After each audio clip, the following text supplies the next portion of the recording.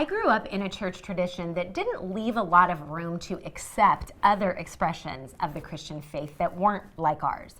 For example, I was told that more liturgical traditions probably weren't very sincere because their prayers weren't personal. You were just saying someone else's prayer, so how could it be heartfelt?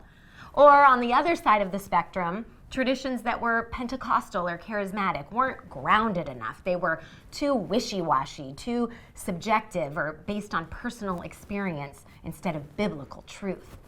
Now, if you're watching this today and you come from any of those traditions, please don't be offended. I share this to confess that I was taught this very narrow view of what it looked like to be a Christian.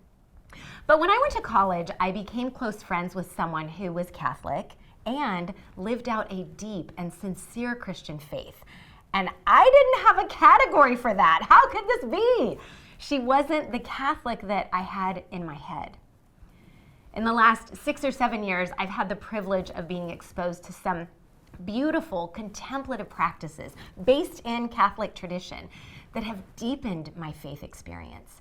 And this has gotten me to thinking about how often we disregard or even look down on other Christian traditions or denominations.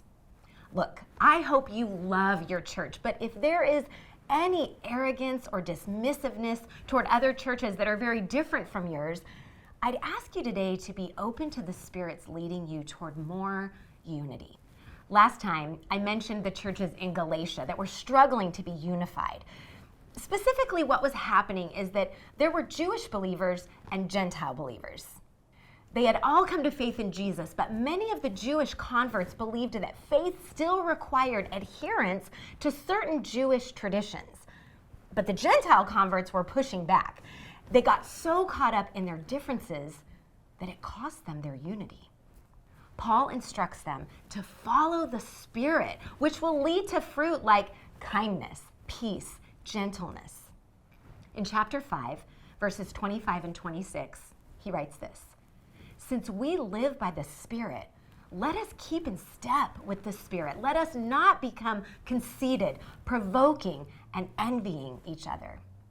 I believe in a big God, a God who can handle different ways we pray and who is glorified by different expressions of faith in Jesus.